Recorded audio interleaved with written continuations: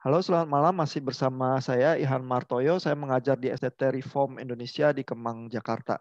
Saya masih bersama sahabat-sahabat, ada Pak Anton Katoba MDiv, Bapak Pendeta Alex Nanlohi, eh, Esos MA, dan Bapak Pendeta Yohanes Halim MDiv. Kita sedang membicarakan masalah para church dan pelayanannya, terutama juga pelayanan kampus. Pertanyaan yang sering berkecamuk ya di para aktivis para church adalah bagaimana sebenarnya para church itu bisa mengelola sustainability keuangannya, terutama kalau di para church itu juga ada full timer yang melayani. Dan kan para church tidak boleh menjadi kompetitor gereja ya. Bagaimana juga supaya tidak kehilangan spirit pelayanan dalam konteks para church. Saya ke Pak Anton dulu. Gimana soal sustainability dan spirit pelayanan yang dijaga terus Pak Anton? Oke, terima kasih Pak Ian. Jadi ketika kita turun di kampus, ketika kita melayani, kita para full timer, kita para staff, ya kita intinya mengatakan baik pada diri kita maupun kepada di binaan bahwa kita sedang mengerjakan visi. Jadi penekanan bahwa kita sedang mengerjakan satu visi dan visi itu kita bagikan kepada mereka dan kita perlihatkan ke mereka dan mereka kerjakan itu sampai mereka selesai. Nah, waktu mereka selesai itulah kemudian kita sharingkan ini, bahwa visi ini akan terus berlanjut. Dan karena itu perlu supporting bagi Anda yang pernah menikmati bentukan Tuhan ya uh, uh, di masa di kampus. Ya, jadi ada sesuatu mungkin spesifikasi yang mungkin kamu tidak dapatkan di gereja, tetapi kamu dapatkan di sini, kamu bisa bertumbuh, kamu diperlengkapi di sini. Nah, itulah yang kita bagi ke dia supaya dia mensupport mereka pelayanan ini. Nah, sekarang pertanyaannya dari Tuhan adalah bagaimana waktu dia balik kepada gereja. Nah, kita dorong, kita tantang dia bahwa memang kalau kalian dipanggil untuk menjadi memberi juga ke gereja, tetapi sekali lagi ini visi. Ya, jadi kebanyakan sih selama ini ya bahwa pelayanan perkantas itu yang walaupun apakah ini perlu dikeluarkan job ini, sering mereka katakan bahwa perkantas itu persekutuan kantong terbatas. Ya karena mahasiswa itu kantongnya terbatas. Ya, tergantung daripada kiriman daripada orang tuanya. Kalau Pak Yohanes punya anak di misalnya kampus ini, tergantung dari Pak Yohanes kirimin dia. Dan dia punya keperluan itu dan kita terus dorong untuk dia memberi di dalam persoalan. Nanti waktu dia jadi alumni, nah kita dorong Pak, bahwa ini kamu sedang mendukung visi bahwa apa yang kamu alami di situ perlu orang lain juga yang untuk mengalami itu, yang keberlanjutan. Maka visi ini perlu disupport. Nah, jadi sustainable-nya di situ. Selama ini, dan puji Tuhan sampai hari ini ya kita memang terbiasa dengan memang defisit, tetapi disitulah kita untuk mengajar juga adik-adik untuk ya belajar bergantung kepada Tuhan. Jadi ya siapa yang mensupport ya alumni-alumni, orang-orang yang pernah ada di dalam pembinaan itu. Dan juga ya sebenarnya karena ini parah, ya kita juga ini kita sharingkan kepada gereja, kita sharingkan, bagikan kepada gereja. Dan beberapa gereja melihat bahwa apa yang dikerjakan oleh perkantas ini adalah baik dan dibutuhkan oleh gereja. Ya banyak juga gereja yang support. Ya, seperti itu ada yang pengalaman di saudara ya, beberapa daerah di Indonesia mungkin pengalaman tambahkan. Jadi tenaga dari visi itu ya bahwa ini pelayanan yang baik yang harusnya menjangkau banyak mahasiswa yang terus-menerus dikobarkan begitu sehingga semua orang yang menjadi excited dengan visi itu akan mendukung termasuk gereja, termasuk alumni begitu ya. Pak Alex melihatnya secara nasional seperti apa Pak menjaga sustainability dari perkantas ini sampai puluhan tahun Pak? Iya, saya mungkin menggarisbawahi apa yang sudah Pak Anton katakan, bahwa memang kami tidak ada membership. Yang jadi anggota perkantas itu kalau secara struktural hanyalah kami para staf yang ada dalam pelayanan ini. Sementara keterikatan yang utama itu visi, Pak. Jadi itu yang memang ditanamkan selama ini, sehingga di berbagai daerah ketika belum ada, tanda kutip ya, belum ada alumni, tetapi di situ ada mahasiswa, maka kami hadir. kami tidak tunggu dulu nanti ada alumni yang biayain lalu kemudian kami ada untuk melayani, tetapi kita hadir terlebih dahulu melihat ada orang-orang, siswa, mahasiswa yang perlu dilayani, sehingga kehadiran karena visi itu menggerakkan. Nah, secara nasional maka sharing resources jadi penting, Pak. Khususnya buat daerah-daerah yang sudah punya alumni yang sudah cukup banyak, maka secara nasional kita juga punya ya kebersamaan lah ya untuk bisa sharing resources, sehingga misalnya ya kami kalaupun sharing resources itu bukan bicara melulu uang, Pak ya. Karena ini bicara tentang di beberapa daerah ada staff full time yang lebih banyak daripada daerah tertentu yang mungkin tidak ada staff sama sekali.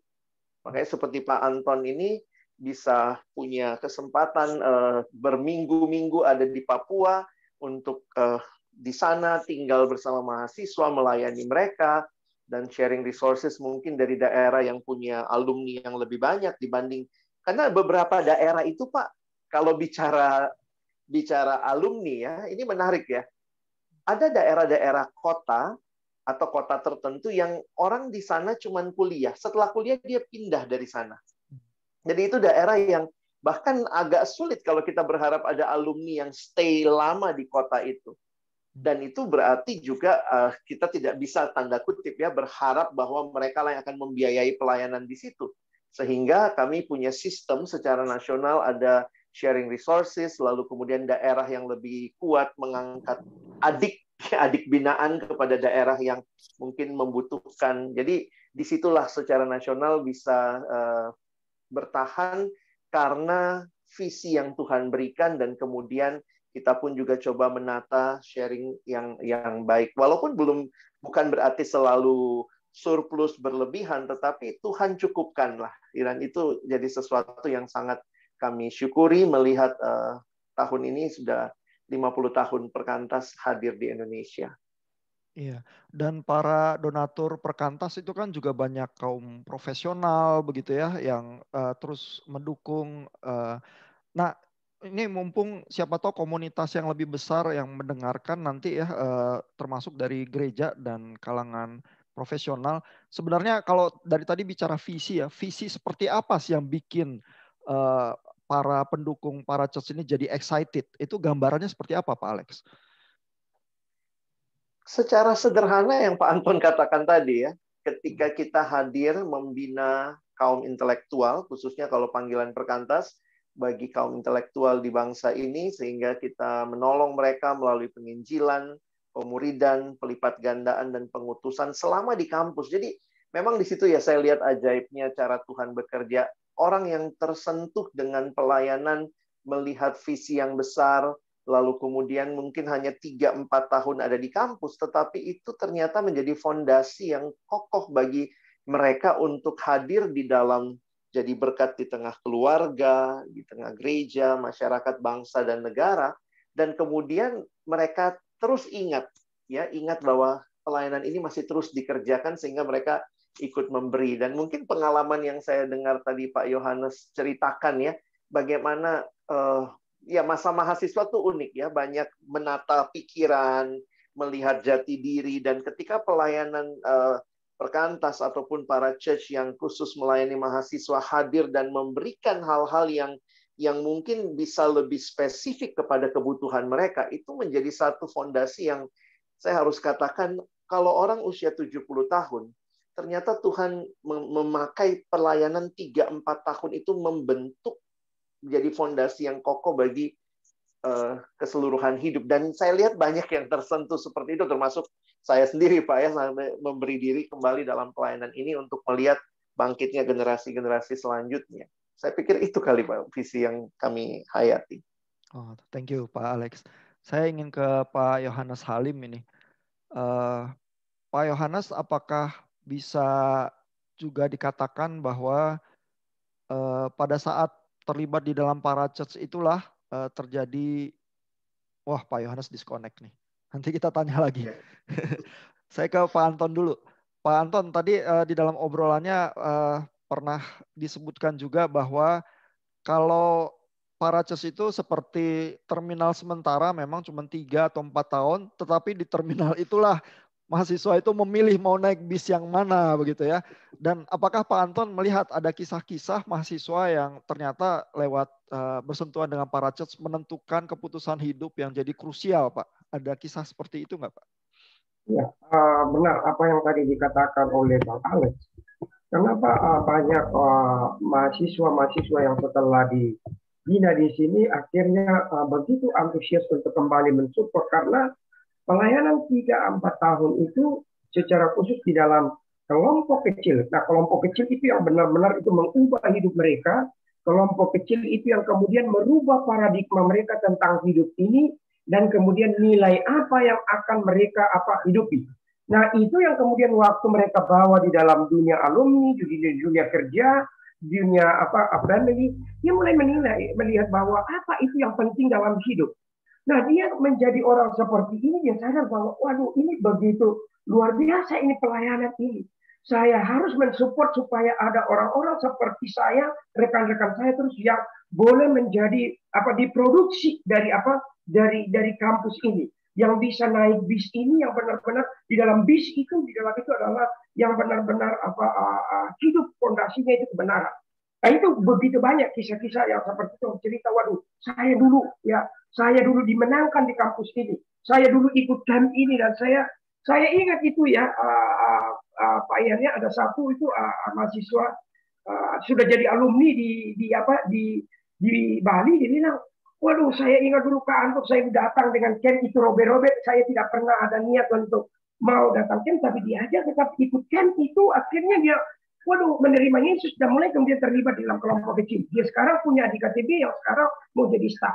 Jadi begitu banyak kisah yang benar-benar orang berjumpa dengan Kristus dan diarahkan hidupnya untuk menuju pada terminal-terminal itu, ya, habis apa yang akan dia pilih, disitulah kemudian dia rasa bahwa pelayanan ini begitu signifikan untuk disupport. Ya, sangat banyak kisah, Bang. Oke, ini Pak Yohanes Halim udah kembali bergabung dengan kita nih tampaknya. Pak Yohanes, bisa mendengar suara saya? Iya, saya bisa dengar. Suara saya terdengar? Kedengaran, iya. Ini mudah-mudahan lancar. Pak Yohanes, apakah bisa dibilang bahwa Pak Yohanes begitu bersentuhan dengan para church di ITB itulah sebenarnya minat kepada agama dan mungkin pelayanan itu udah tertanam bibitnya sehingga begitu masuk ke dunia profesional terus-menerus terngiang panggilan itu sampai akhirnya sekarang mengambil panggilan itu menjadi pendeta. Apa bisa dibilang begitu, Pak Yohanes Halim? Ya, tetapi memang sejak awal di pelayanan saya termasuk orang yang melakukannya di dua kaki ya. Mungkin dengan memang benar tidak semua orang punya kapasitas yang sama. Saya punya kapasitas sudah di dua dan memang akhirnya setelah lulus saya tetap di gereja. Saya pikir tadi sudah dijabarkan begitu banyak. Harusnya pelayanan kampus kalau mereka menjalankan fungsi dan tidak ke sana ke sini, tapi jelas dengan visi mereka, harusnya itu akan tercapai untuk membina para calon intelektual untuk memahami. Tetapi sekali lagi para church harus point them to the church sebetulnya gitu ya. Itu yang saya komentarin dari pertanyaan Pak Ihan. Oh, oke. Kalau dari segi mengelola sustainability dengan visi, lalu karena visi itulah yang dikobarkan dan orang-orang yang bisa melihat kepentingan juga dan secara strategis usia pertumbuhan intelektual sebagai mahasiswa itu lalu memberikan dukungan, itu bagaimana Pak Yohanes Halim melihatnya? Ya, saya selalu percaya setiap institusi, setiap pelayanan yang clear, punya visi yang jelas dari Tuhan, itu pasti ada cara untuk mensupportnya. Sehingga selain kita memang bukan cuma mengharapkan kepada para alumni, tetapi juga bisa mengupdate kepada mereka. Saya percaya bahwa visi jelas ada orang-orang yang akan tertarik. Tentunya tidak semua alumni ya yang masih terlibat dalam pelayanan para church. Seperti saya tidak terlibat lagi dalam pelayanan mahasiswa secara langsung. Tetapi masih banyak, walaupun tidak terlibat secara langsung, tapi masih banyak orang-orang dan kawan-kawan saya yang masih support ke dalam pelayanan para church. Saya pikir tetap bisa. Saya punya cerita dari seorang yang bukan Kristen sebetulnya, tapi dengar cerita dia tuh nampar banget. dia bilang kalau Tuhan kasih kerjaan itu termasuk ongkosnya gitu. Jadi sebetulnya kita nggak usah terlalu khawatir kalau Tuhan kasih kita beban, itu akan ada termasuk fasilitas untuk mengerjakan beban itu. Gitu. Oke, justru kalau kita cari-cari ongkos untuk yang kita pikir kerjaan Tuhan, mungkin malah nggak dapat ongkosnya ya. Mungkin dapat ongkos ya, tapi nggak dapat pekerjaannya. Iya. Oke, terima kasih Pak Anton, Pak Alex, dan Pak Yohanes untuk berbagai usulannya bagaimana mendukung sustainability para church. Kita akan ngobrolin soal bagaimana menjaga semangat interdenominasi di pelayanan para church di klip yang berikutnya.